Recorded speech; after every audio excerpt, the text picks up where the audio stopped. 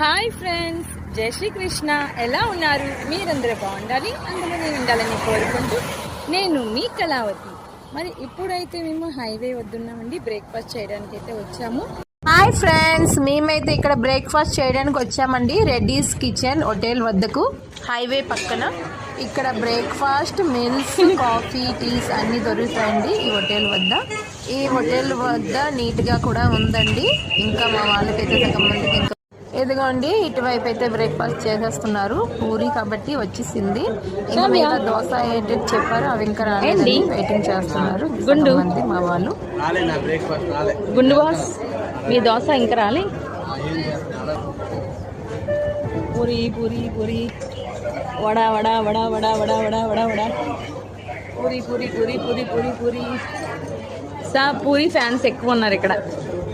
పూరి ఎలా ఉంది? పూరి ఎలా ఉంది? సూపర్. పూరి ఎలా ఉంది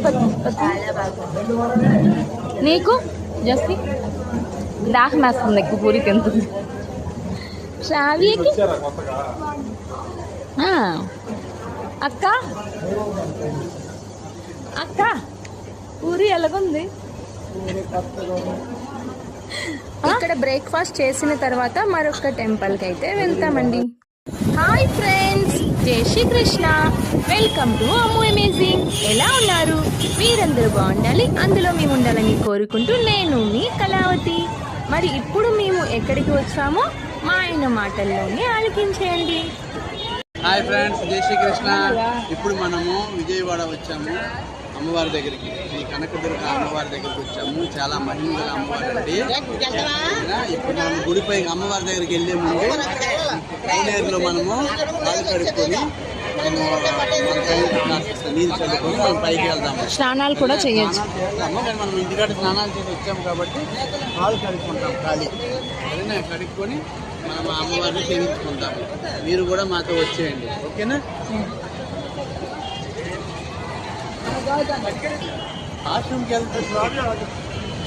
ఇదిగోండి ఫ్రెండ్స్, అందరూ అయితే స్నానాలు కూడా చేస్తున్నారు. కుదివికమ్మా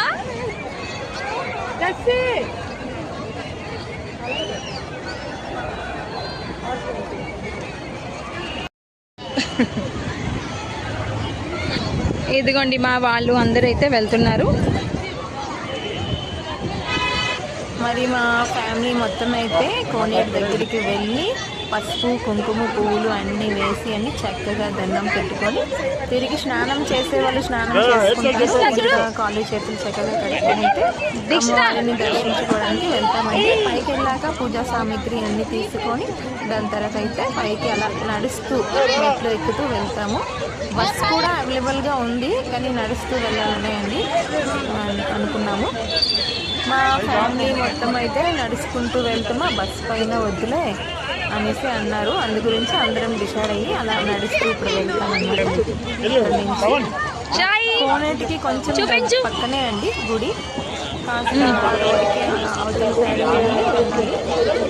మా యొక్క దైవ దర్శనాలు జర్నీ వచ్చి 4 days అండి. 4 daysలో అన్ని గుడికి వెళ్ళగాము. 4 daysలో కంప్లీట్ చేసాం అనమాట.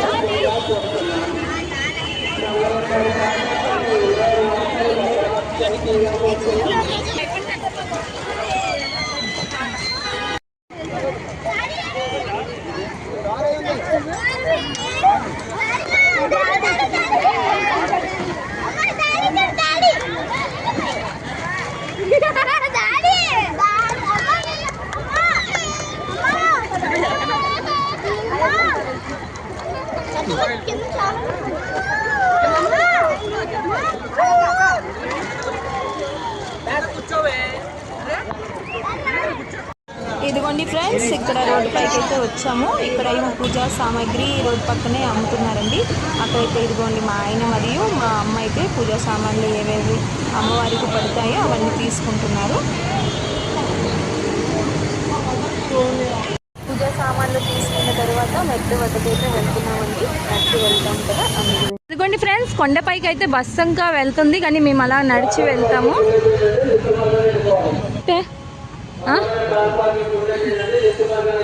ఏంటి నడిచి వెళ్తున్నావా? ఏంటి నడిచి వెళ్దామా? నడిచే వెళ్దామబ్బా. కొన్ని సంవత్సరాలకు మనకు ఆ తల్లి పిలుపుని ఇచ్చింది కాబట్టి నడిచి ఒక్కొక్క మెట్టిన అమ్మవారిని తెలుసుకుంటూ అలాగే స్మరించుకుంటూ ఎంత దూరం ఇక్కడే కదా ఉంది అమ్మవారు. ఓకే, బస్సులు ఖాళీగానే వస్తున్నాయి కదా. అదిగోండి మా ఫ్యామిలీ అందరైతే వస్తున్నారు, అందు గురించే వెయిటింగ్ అనమాట. బస్సులు ఖాళీగానే వస్తున్నాయి కానీ నడిచి వెళ్తే మంచిది, మాకు ఆనందం అనేసి వెళ్తున్నాం అంటే. దుర్గమ్మ దగ్గరికి వెళ్తే మంచిది, ఆనందం కూడా మాకు. నడుచుకొని వెళ్ళాలి కదండి. ఇప్పుడు పోయేది ఏముంది, మహా అయితే ఒక అరగంటకి అందరూ కూడా అంత హ్యాపీగా నడిచి వెళ్దామని వస్తున్నారు. జై దుర్గమ్మ తల్లికి, జై దుర్గమ్మ తల్లికి.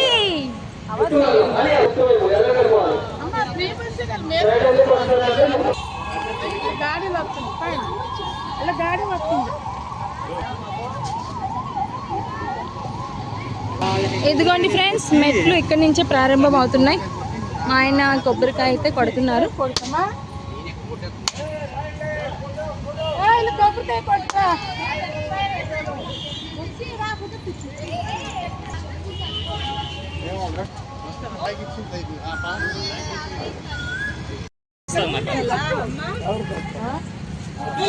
ఇంకా పైన కొట్టుకోవచ్చు.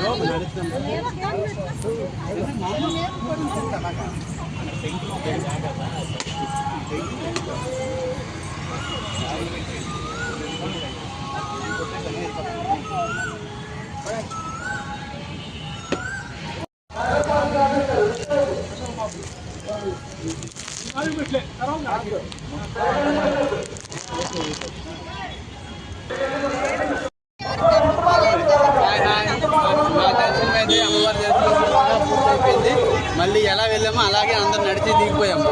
మరి ఆ అమ్మవారి ఆశీస్సులు అందరికీ కలగాలని చల్లగా కోరుకుంటున్నాను.